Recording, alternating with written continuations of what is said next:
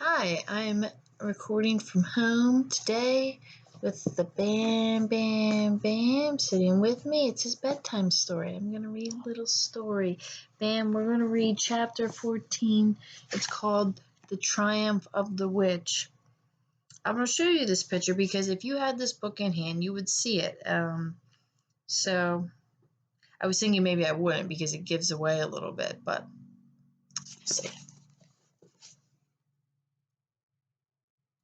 Look closely at what's happening. This chapter is going to have to be split up into two parts because it's kind of long and I think YouTube would cut me off. You ready, Bam? All right.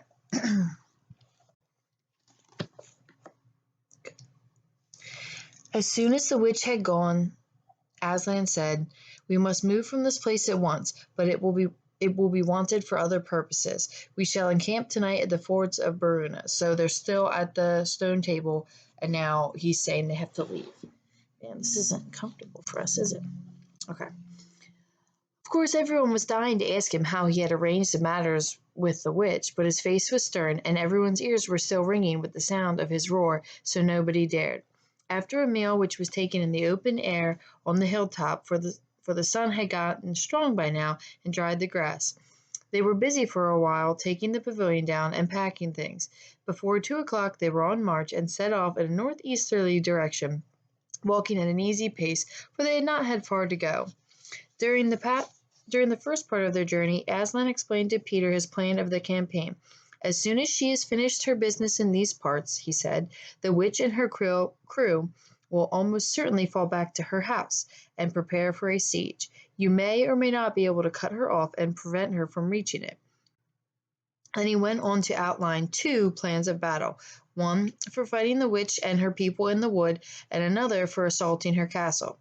And all the time he was advising Peter on how to conduct operations, saying things like, "You must put your centaurs in such and such a place, or you must post scouts to see that she doesn't do so and so." Though Peter at last said, "But you will be there yourself, Aslan." "I can give you no promise of that," answered the lion, and he continued giving Peter instructions. The last part of the journey it was Susan and Lucy who saw most of him. He did not talk very much, and seemed to them to be sad. It was still afternoon when they came down to the place where the river valley had widened out, and the river was broad and shallow. This was the fords of Baruna, and Aslan gave his orders to halt on this side of the water. But Peter said, "Wouldn't it be better to camp on the far side, for fear she should try a night attack or anything?" Aslan, who seemed to be thinking about something else, roused himself with a shake of his magnificent mane, and said, "Eh? What's that?" Peter said it all over again. "No," said Aslan in a dull voice, as if it didn't matter. "No, she will not make an attack tonight." And then he sighed deeply, but presently he added, "All the same, it was well thought of. That is how a soldier ought to think. But it doesn't really matter." So they proceeded to pitch their camp. Aslan's mood affected everyone that evening. Peter was feeling uncomfortable too, at the idea of fighting the battle on his own. The news that Aslan might not be there was of great shock to him. Supper that evening was a quiet meal. Everyone felt how different it had been the previous night and even that morning. It was as if the good times, having just begun, were already drawing to their end. This feeling affected Susan so much that she couldn't get to sleep when she went to bed. After she had lain counting sheep and turning over and over, she heard Lucy give a long sigh and turn over just beside her in the darkness. "Can't you get to sleep either?" said Susan. "No," said Lucy. "I thought you were asleep." "I say, Susan." "What?"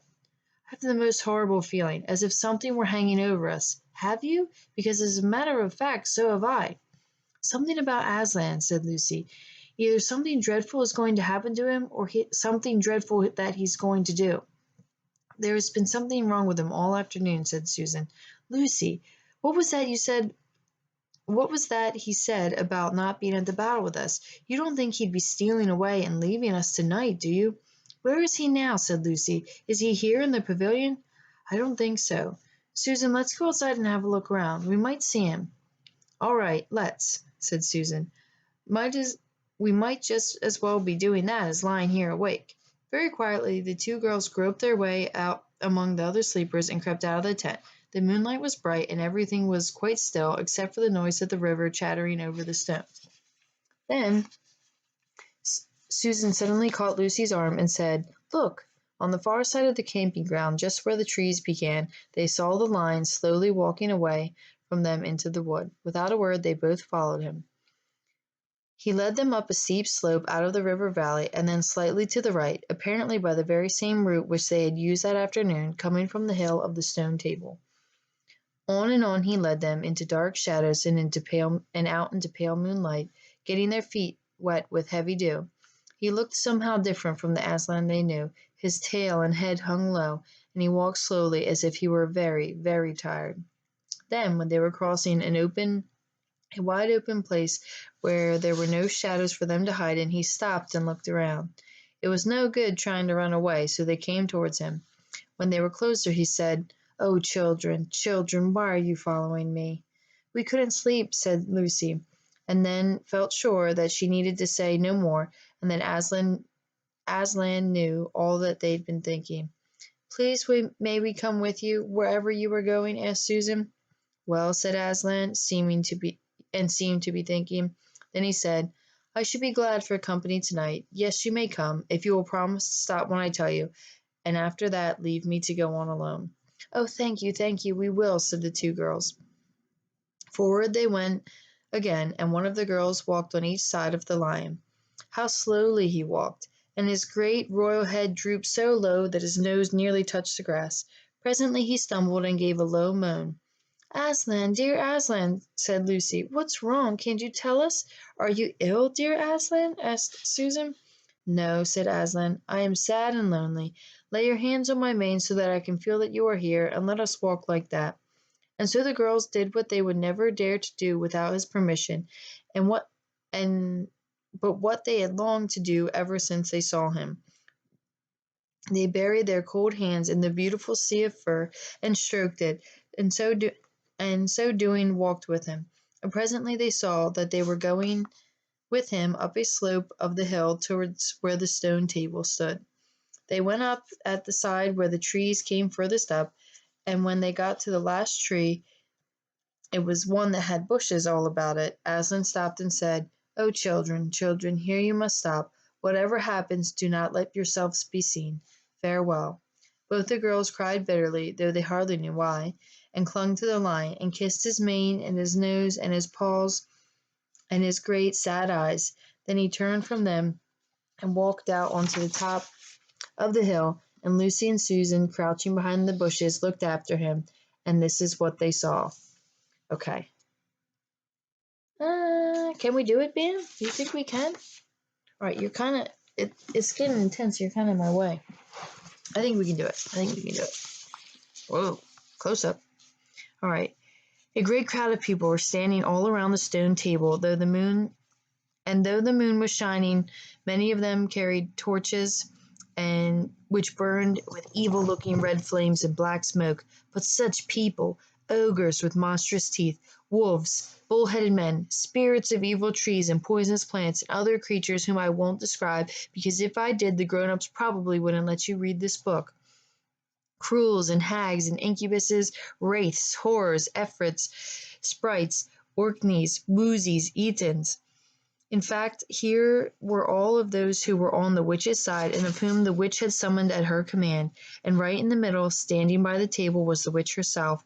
A howl and a gibber of dismay went up as from the creatures when they first saw the great Lion pacing towards them, and for a moment even the witch seemed struck by fear. Then she recovered herself and gave a wild, fierce laugh. "The fool!" she cried. "The fool is come! Bind him fast!" Lucy and Susan held their breaths, waiting for Aslan's roar and his spring upon his enemies, but it never came. Four hags, grinning and leering, yet also, at first, hanging back and half afraid of what they had to do, had what? Bind him, I say, repeated the White Witch. The hags made a dart at him and shrieked with triumph when they found that he made no resistance at all. When the others, evil dwarfs and apes, rushed in to help them, and between them they rolled the huge Lion over on his back and tied all four of his paws together, shouting and cheering as if they had done something brave. though had the lion chosen, one of those paws would have been the death of all of them. But he made no noise, even when the enemies, straining and tugging and pulling the cord so tight that they cut into his flesh, then he began to drag.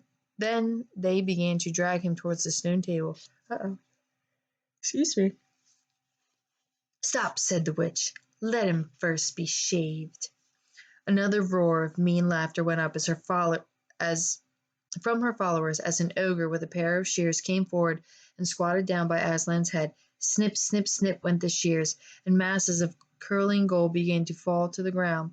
Then the ogre stood back, and the children, watching from their hiding place, could see the face of Aslan looking small and different without its mane. The enemies also saw the difference. Why, he's only a great cat after all, cried one. Is that what we're afraid of? Cried another. And they surged around Aslan, jeering him and saying things like puss, puss, and how many mice have you caught today, cat? Would you like another saucer of milk, pussums? How can they? Said Lucy, with tears streaming down her cheeks. The brutes, the brutes. For now the first shock was over. The shorn face of Aslan looked braver to her, more beautiful and more patient than ever.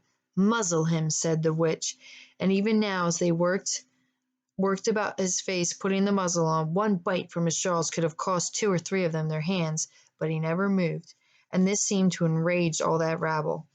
Everyone was at him now. Those who had been afraid to come near him even after he was bound began to find their courage, and after a few minutes the 2 girls could not even see him. So thickly he was surrounded by the whole crowd of creatures, kicking him, hitting him, spitting on him, and jeering at him. They began to bound. At last the rabble had had enough. They began to drag the bound and muzzled lion to the stone table, pulling, some pushing. He was so huge that even when they got him there, it took all their efforts to hoist him onto the surface of it. Then there was more tying and more tightening of the cords. The cowards, sobbed Susan. Are they still afraid of him, even now? When once Aslan had been tied, and tied so that it was really a mass of cords, on the flat stone, a hush fell over the crowd. 4 hags, holding 4 torches, stood at the corners of the table. The witch bared her arms as she had bared them in the previous night when it had been Edmund instead of Aslan. Then she began to whet her knife. It looked to the children, when the gleam of the torchlight fell on it, as if the knife were made of stone, not steel, and it was a strange and evil shape. At last she drew near. She stood by Aslan's head, her face working and twitching with passion, but his looked up at the sky, still quiet, neither angry nor afraid, but a little sad. Then, just before she gave the blow, she stooped down and said in a quivering voice, "And now, who has won? Fool, did you think that by all this you would have saved the human traitor? Now I will kill you instead of him, as our pact was, and so the deep magic will be appeased. But when you are dead, what will prevent me from killing him as well? And who will take him out of my hand then? Understand that you have given me Narnia forever. You have lost your own life, and you have not saved his. In that knowledge, despair and die." The children did not see the actual moment of the killing. They couldn't bear to look, and they covered their eyes. Oh, it's terrible. So let's look at the picture again since I have time. That's poor Aslan all tied up. And this picture is not exactly accurate because in the chapter the girls don't come to him. That picture should actually be for next chapter. Ooh, I have found a mistake. So yes, well, we'll try and cover that next time. Remember that. Did you see that or did you hear that in this chapter? No, the girls don't go to him. Interesting. Well, that is very sad. Aslan gave himself up. All right, that was chapter 13? 14. Now for some questions. Go watch it.